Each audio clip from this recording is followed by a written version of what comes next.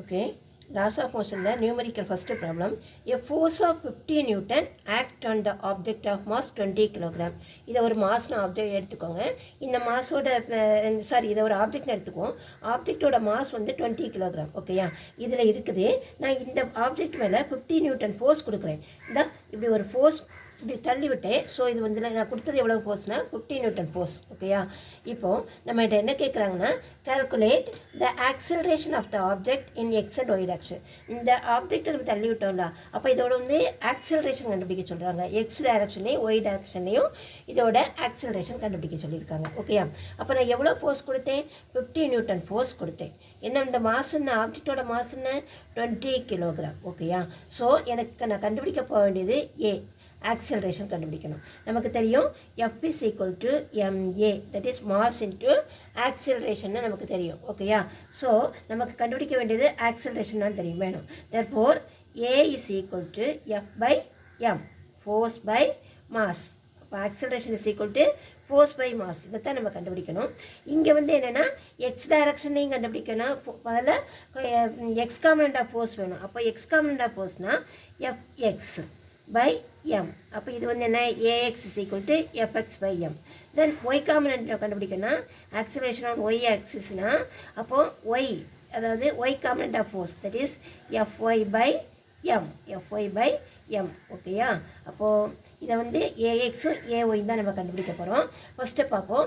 X component of force FX is equal to F cos theta. ஓகேயா, F cos theta. அப்போ நம்ம FX is equal to F என்ன 50 Newton என்று cos, இந்த வந்து எந்த ஆங்கிளில் இருக்குது, 30 டிகிரியில். அப்போ காஸ் 30,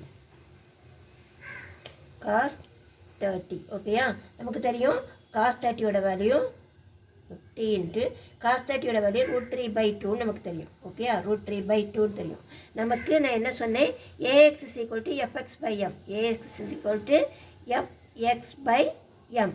என்ன அப்போது எஃப்எக்ஸ் என்ன பார்த்துருக்கோம், 50 into √3/2 divided by mass என்ன 20 kilogram, 20, that is equal to 50 into √3/4.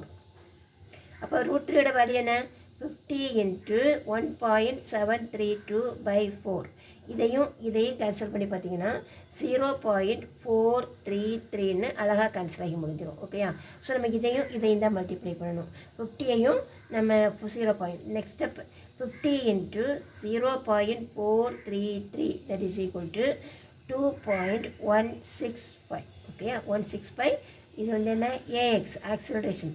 ஆக்சலரேஷனோட unit என்ன, மீட்டர் பர் செகண்ட் ஸ்கொயர். ஓகேயா, ஆக்சலரேஷன் நம்ம என்ன பண்ணியிருக்கோம், மீட்டர் பர் செகண்ட் ஸ்கொயர். ஓகேயா, இப்போ நம்ம ஏஎக்ஸ் கண்டுபிடிச்சிருக்கோம். ஆக்சலரேஷன் அலாம் எக்ஸ் ஆக்சிஸ் கண்டுபிடிச்சாச்சு. அதே மாதிரி ஒய் ஆக்சிஸ் கண்டுபிடிக்கணும். அப்போ Y component of force FY is equal to F sine theta. ஓகேயா, அப்போது ஃபஸ்ட்டு எஃப்ஒய் கண்டுபிடிப்போம். அப்போ 50 ஃபோர்ஸ் வந்து 50 சைன் தீட்டா, அப்போ சைன் 30. அப்போ சைன் 30யோட வேல்யூ 1/2. ஓகேயா, அப்போது 50 into 1/2. ஓகேயா, டிவைட் பை இப்போ ஏஒய் என்ன, எஃப்ஒய் பை எம். ஓகேயா, that is equal to fy என்ன 50 divided by 2 into நம்ம என்ன கிடைக்குது, மாஸ் வந்து என்ன 20, 1/2 நம்ம 0.5ன்னு எடுத்துக்கலாம். ஓகேயா, அப்போ நான் என்ன எழுதியிருக்கேன், 50 into 1/2, இந்த மாஸுக்கு பதிலாக 20 போட்டிருக்கேன். ஓகேயா, இதே அடிச்சுக்கிட்டேன். ஸோ எனக்கு என்ன படிக்க 5/4, that is equal to 1.25ன்னு கிடைக்கும். 1.25 மீட்டர் பர் செகண்ட் ஸ்கொயர். ஓகேயா, okay, thank you.